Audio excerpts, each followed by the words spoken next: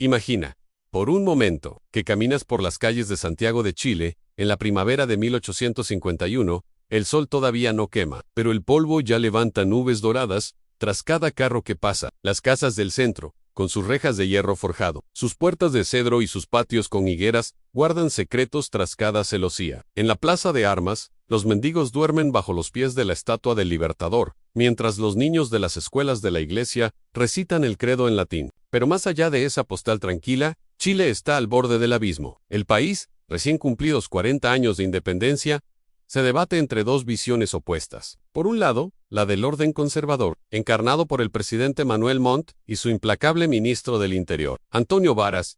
Ellos creen que la libertad debe nacer del control. Por otro lado están los liberales artesanos, periodistas y militares descontentos que exigen elecciones limpias, libertad de prensa y el fin del dominio absoluto del clero y la oligarquía. En este Chile en plena ebullición, Santiago no es solo la capital, es el campo de batalla invisible donde se decide el futuro de la República. Y en ese campo, don Eusebio Larraín era una figura incómoda, abogado, diputado por Valparaíso y un orador nato. Larraín no era un radical, tenía su casa en la calle San Diego, sirvientes, una esposa piadosa y 3 hijos, en el colegio del Verbo Divino. Pero creía, con una fe casi religiosa, en que Chile debía ser gobernado por la razón y no por el miedo. Por eso, en los meses previos a su muerte, había estado reuniendo pruebas de que varios altos funcionarios del gobierno, incluyendo a un general del ejército y a un obispo influyente, habían jurado apoyar la causa liberal en privado, para luego denunciar a sus propios aliados al gobierno. Eran traidores de la más alta esfera, jugando a 2 bandas. Su secretario, Fernando Márquez,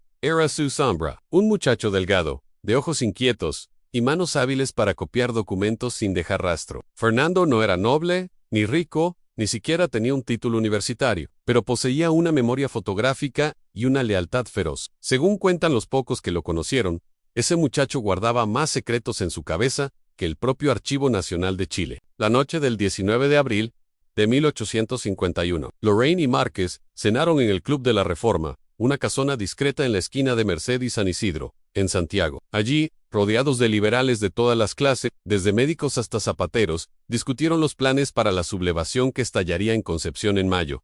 Larraín habló poco esa noche. Se limitó a decir una frase que sellaría su destino: «Tan pronto tendremos las pruebas que callarán a los traidores». Al salir, tomaron un coche de alquiler hasta la calle Santo Domingo. Allí alquilaban una habitación amueblada en la casa de doña Mercedes Rojas, una viuda cuyo marido había muerto en la guerra contra la Confederación. Era un lugar seguro, en punto neutro, apartado de los cuarteles y lejos de los espías del ministerio. Nadie los vio entrar, nadie los vio morir. Al amanecer, doña Mercedes subió con el desayuno, tocó 3 veces. No hubo respuesta. Preocupada, empujó la puerta que, para su sorpresa, no estaba con llave. Y allí estaban Larraín en el suelo, de costado, como si hubiera intentado levantarse, Márquez de espaldas, con los brazos extendidos, como si hubiera caído hacia atrás, tras ver algo terrible. El olor en la habitación era extraño en dulzón, como almendras amargas, el clásico aroma del cianuro. En la mesa, 2 copas de vino tinto, medio llenas en un tintero abierto, un sobre vacío, o en el suelo, entre los pies de Larraín, un papel arrugado con una frase escrita con tinta apresurada: «Los traidores no merecen juicio». Doña Mercedes gritó. Los vecinos corrieron. En menos de una hora, la policía de Santiago estaba en la escena. Pero no era la policía ciudadana. No, era la Guardia Cívica, leal al gobierno.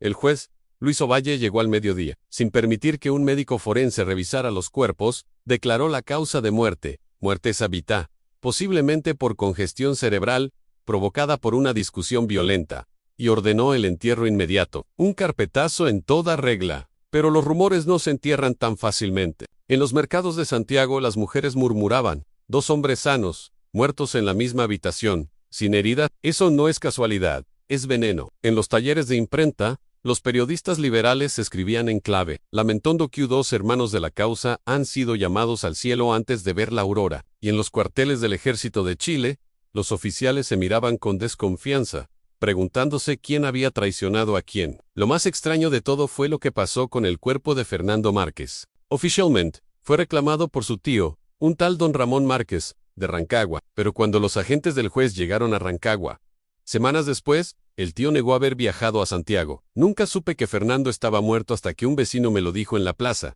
declaró asustado. El cadáver del secretario, El hombre con la memoria fotográfica había desaparecido. Años después, en 1868, un viejo sargento retirado, llamado Manuel Huerta, carcomido por la culpa, confesó a un sacerdote en Valparaíso una verdad escalofriante. Él mismo había recibido la orden de llevar el cuerpo de Márquez a una fosa común en el Cementerio General de Santiago, pero antes de enterrarlo, le extrajeron los dientes y le quemaron las yemas de los dedos, para que nadie lo reconociera, dijo el sargento. Era una orden del propio Varas, el temible ministro del Interior.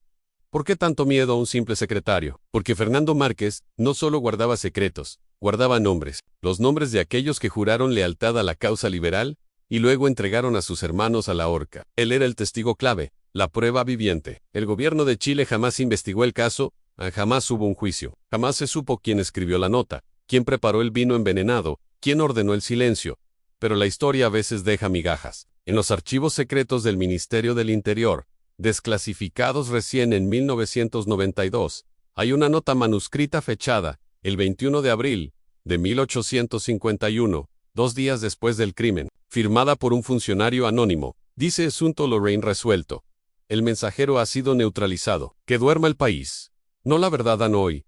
La esquina de Santo Domingo y Catedral, en el centro de Santiago, es un cruce bullicioso de buses, turistas y vendedores ambulantes. Nadie mira hacia arriba, hacia el segundo piso de la casona que ya no existe. Nadie recuerda que allí, en una habitación con olor a almendras y miedo, 2 hombres murieron por creer que Chile merecía algo mejor que el silencio cómplice de los traidores. Este crimen no fue resuelto porque nunca se quiso resolver. Fue un asesinato de Estado, diseñado para eliminar a una amenaza política y, sobre todo, para borrar al testigo. Fue enterrado junto con el cadáver sin rostro de Fernando Márquez, sin nombre, sin reconocimiento, sin justicia, pero su historia nos enseña algo vital en todo régimen autoritario. El primer enemigo no es el rebelde y es el testigo. Y en Chile durante el siglo XIX hubo cientos de testigos silenciados, algunos con balas, otros con veneno, y muchos otros simplemente con el olvido. ¿Cuántos de esos crímenes permanecen sin resolver no por falta de pistas, sino por exceso de complicidad desde el poder? No olvidemos